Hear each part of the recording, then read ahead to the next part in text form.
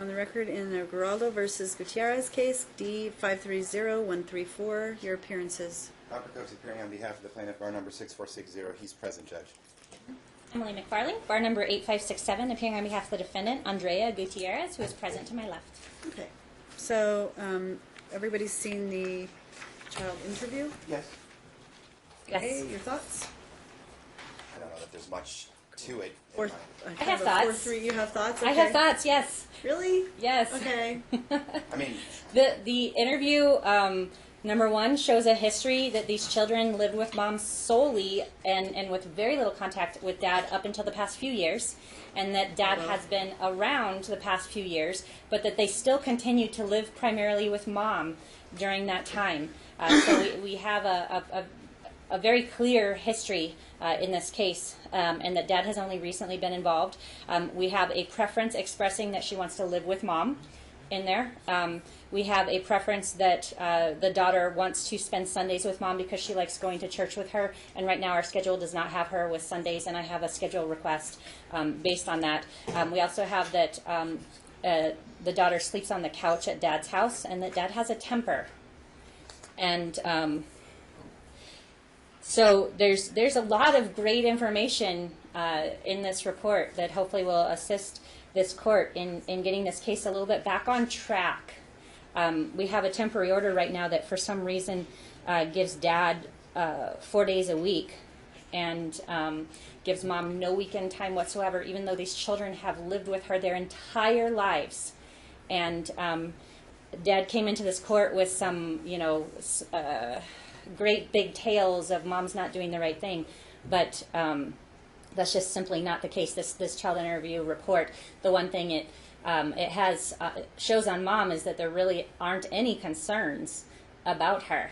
And if you notice, there were questions presented at the beginning of it. I don't know why only dad's questions were asked and mom's questions aren't in there, but this interview report is only answering dad's questions, and we still get great information that's favorable to mom and shows that these kids are absolutely fine. And if these kids are fine, why upturn the apple cart, which is what dad has come into court to do? So we need a better temporary schedule that makes sure these kids are back closer. We're not asking for completely with mom, but closer to status quo than this 4 days to dad schedule that they're on right now.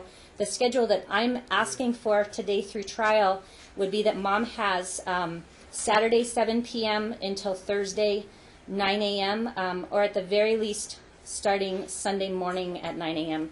so that she can take the children to church and have some weekend time with these children at all. We also have, dad has not filed a financial disclosure form, and my client is unemployed. She was represented by legal aid, and so I don't have the information to do a calculation for child support. But interestingly to note, and I don't know if this got brought up before, but the trigger for dad to come here to court to file a custody case is because mom went to the DA to get child support.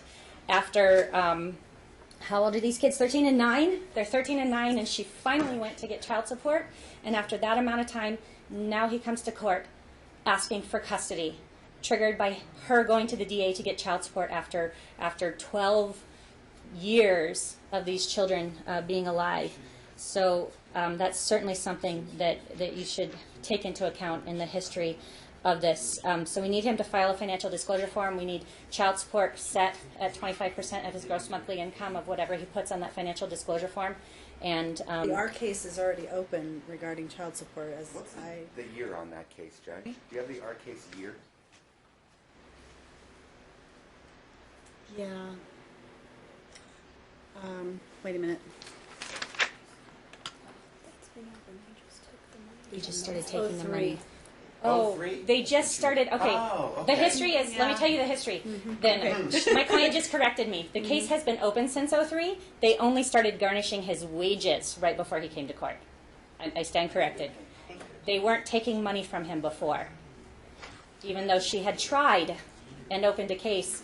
13 years ago. 13 years ago, he wasn't paying child support, and she had a case open, and it took them 13 years to get around to collecting money from him, with him not being involved, and only after that is he wanting to be involved.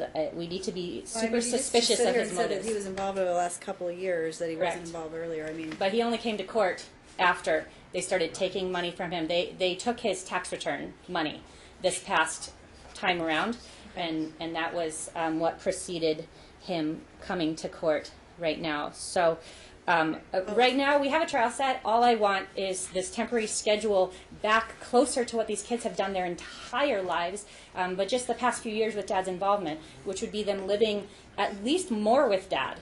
At least more with Mom. Okay. Whereas the current timeshare has more with Dad. They've I never understand. done I that their know. entire lives. I heard. Okay, I heard you. So Mr. Well, Prokofiev. unfortunately, it's all, great speculation and conjecture, or what her client is telling her. I understand that that's what she's relaying to the court. It's not exactly how we got here.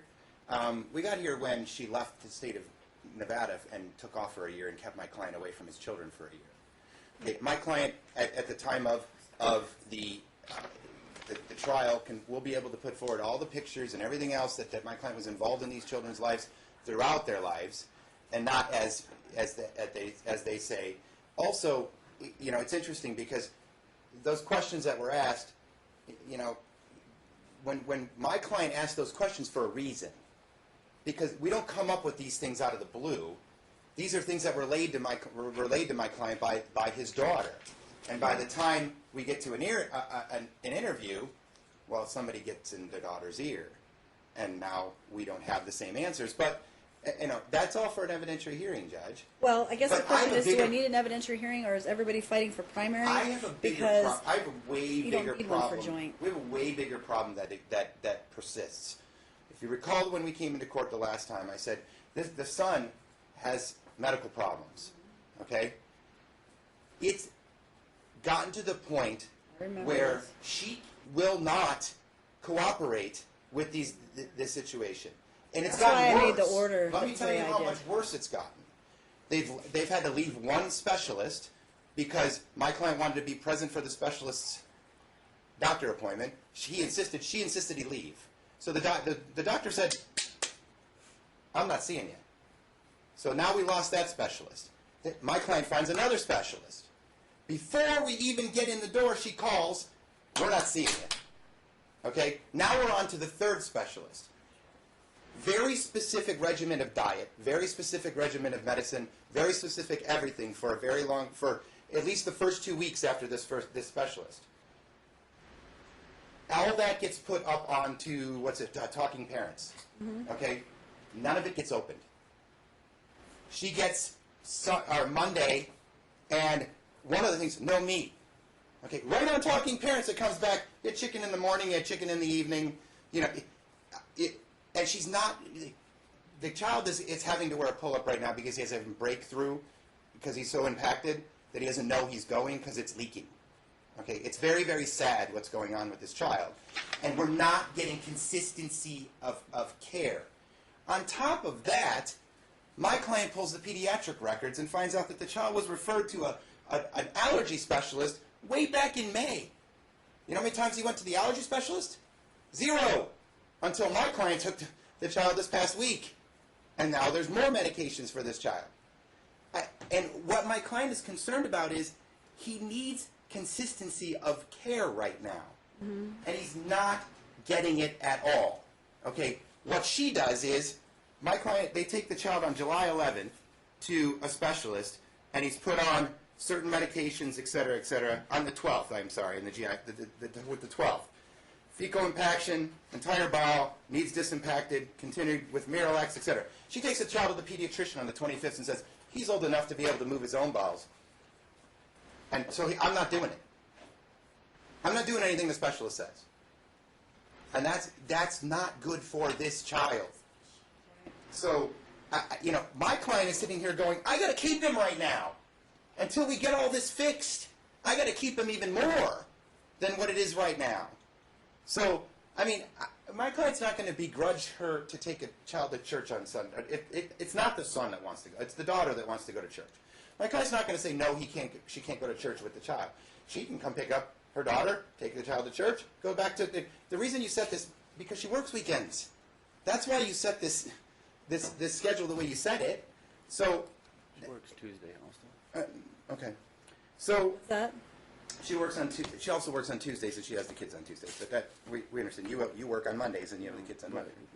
I get it. I mean, there's only so much time. So I mean, I could go through. I had my client do a whole timeline of every problem, every doctor's visit, everything we've had since the last hearing, and it's abhorrent what's going on with the treatment of this child. I actually wrote a letter deposing former counsel about saying, look, last week, and I'm going to tell you candidly because I'm sure they're going to bring it up. My client kept his son because he'd just gone to the GI doctor. It was new medications, and it needed to be in place. He was so scared because of what she's done in the past that she wasn't going to follow it. She doesn't open the attachments on Talking Parents. Why doesn't your client open Talking Parents? She is on Talking Parents. She doesn't open the attachments. Why doesn't she open? I can I prove do it. open them. My phone fell in the pool, and so my phone kind of broke, so I don't have any access unless I go to the office to go and try to open them. So it's kind of one of those things. I used to work from my phone a lot, and now I don't have it. So some haven't been opened. Some images won't load, and so I'll have to go to the office constantly and try to do that. But you work 5 days a week, right? No, She doesn't work anymore. She's currently unemployed. but I used to work 3 days a week. It was just brought up, the situation that occurred August 22nd, Monday, 9 a.m. The children were supposed to go to mom, Monday, 9 a.m. And he refused. He sent the daughter out. He refused to send the son. Yep. She missed an entire week of Absolutely visitation. true. Just coming in to here today, the doctor's appointments that are this whole medical issue is being blown out of proportion. As we heard, mom took the child to the primary care doctor that these children have seen since they were born.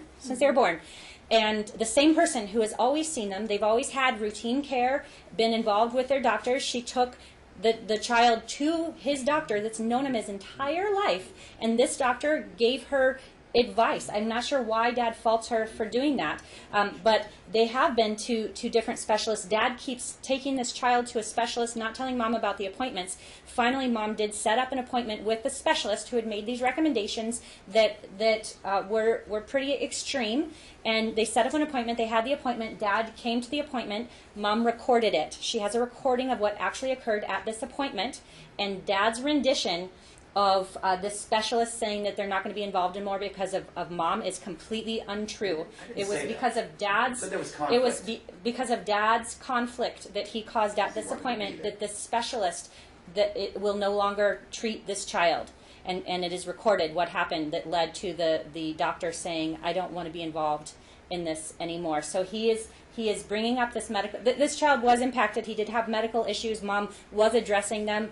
But Dad is using this as this thing to kind of move forward a custody case because of money, and it's just it's completely not in the best interest of this kid to be ripped out of the home that he's always been in. Dad's withholding. We have a dad who is violating court orders between the first and the second hearing in this case, violating court orders. Making up justifications to withhold this child who now is doing okay. This kid's doing fine. He was backed up. It has been. We have a doctor saying he's doing fine. He's not. He's not 100% recovered. I'm not saying he's absolutely perfect now, but the imminent situation where he had been backed up and we had different doctors giving different advice on it, When's that his has next resolved appointment? to an extent where this kid is not When's in his next appointment? We have these specialists saying that they're not going to do this anymore, as you heard Well, from no, we Dad. found one, thankfully. So it's a bit of a problem, and He had an appointment on the 18th. And again, all of the recommendations were forwarded in Talking Parents as to what his medications were, what everything that had to happen was, and she didn't even open it. All right. Do you all have? Do you have the ability to get all the medical records that relate to this issue and come meet back with me, just us five, I guess, next week? Sure. No, we have them all right here. I have everything. Yeah, well, I understand, My but clients it's are not. very, very I thorough. want everybody. Okay. I want everybody to come back here so I can sit down with you and spend actually some more time, not just a 10-minute Understandable. hearing, because this one was going to require some time. On September 7th, is everybody available September 7th at 1:30 by chance? Please. Yeah, I'm down. As you know, Judge, I have a track now on a contract situation, so I'm down here all afternoon pretty much on Wednesdays.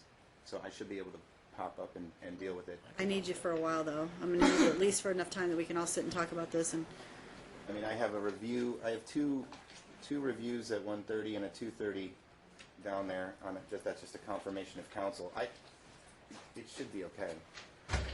I asked him to grab my phone so I can check my calendar. It's in the other courtroom.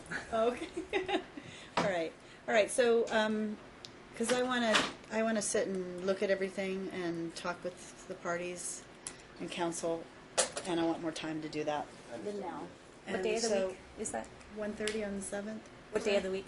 A Wednesday.